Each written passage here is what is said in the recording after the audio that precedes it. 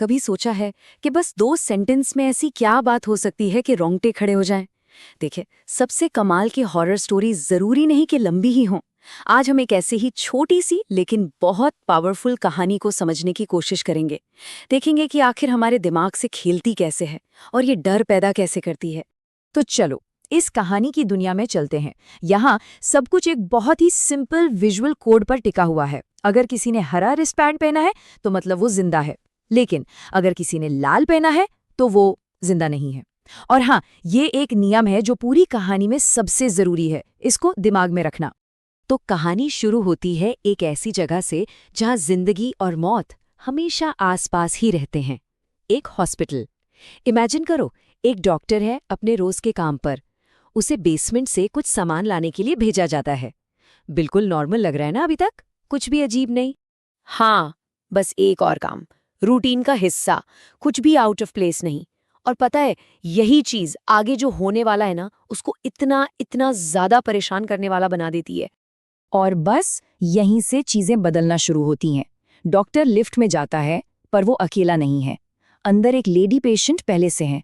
सोचो, 2 लोग एक छोटे से बॉक्स में बंद। टेंशन बढ़नी शुरू हुई। शुरू में तो सब नॉर्मल ही लगता है। डॉक्टर उस पेशेंट को देखकर हल्का सा स्माइल करता है। एकदम शांत सा मोमेंट 2 अनजान लोगों के बीच। कोई सोच भी नहीं सकता कि ये पल आगे कहाँ जाने वाला है।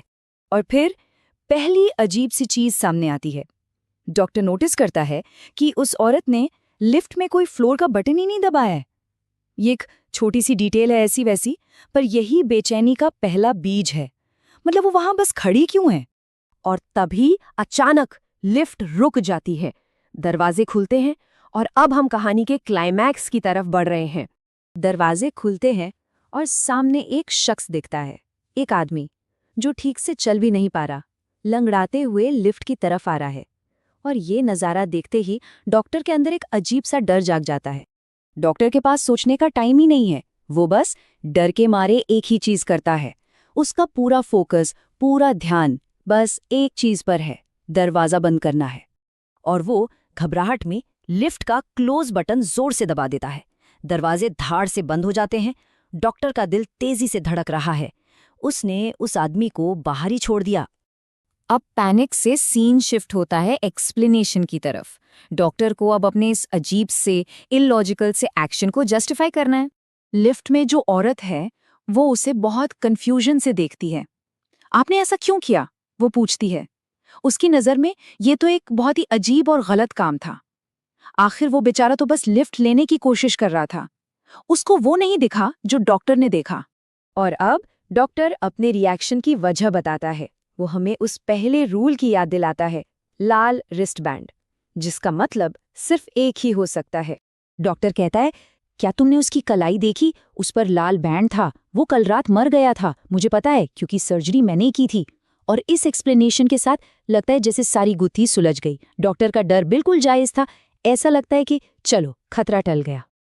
लेकिन अगर लग रहा है कि कहानी यहाँ खत्म हो गई, तो ऐसा बिल्कुल नहीं है।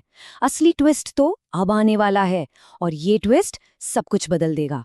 डॉक्टर के इस एक्सप्लेनेशन के जवाब में वो औरत कुछ नहीं कहती, एकदम चुप, और बस धीरे से अपनी कलाई ऊपर उठाती है और पूछती है, इसके जैसा? और डॉक्टर देखता है उसकी कलाई पर भी एक लाल रिस्ट बैंड है। बस इस एक सवाल से वो भयानक एहसास होता है कि डॉक्टर तो कभी सेफ था ही नहीं। असली खतरा तो हमेशा से उसके साथ उसी लिफ्ट के अंदर था। तो सवाल ये है कि इतनी छोटी सी कहानी में इतना डर क्यों है? आओ इसको थोड़ा ब्रेक डाउन करते हैं। ये सब डर की एनाटॉमी के बारे में है कि डर को बनाया कैसे जाता है। इसका ना एक पूरा फॉर्मूला है। स्टेप 1, एक सिंपल सा रूल बनाओ। स्टेप 2, एक बिल्कुल नॉर्मल सी सेटिंग में सबको कंफर्टेबल फील कराओ। फिर धीरे धीरे टेंशन बढ़ाओ और आखिर में एक ट्विस्ट के साथ पूरी कहानी को पलट दो। ये मिसडायरेक्शन का एक परफेक्ट एग्जाम्पल है। हमारा पूरा ध्यान उस आदमी पर था जो कॉरिडोर में था, जो बाहर था। हम उस खतरे पर इतने फोकस थे कि हमने उस खतरे को देखा ही नहीं जो बिल्कुल बगल में खड़ा था। और ये ट्विस्ट हमको सब कुछ क्वेश्चन करने पर मजबूर कर देता है। तो आखिर में इससे क्या सीख मिलती है? ये कहानी हमें एक बहुत ही इंटरेस्टिंग सवाल के साथ छोड़ जाती है।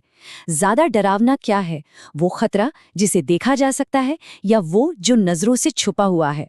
वो डर जिसे हम पहचानते हैं या वो जो हमारे ठीक बगल में खड़ा मुस्कुरा रहा है?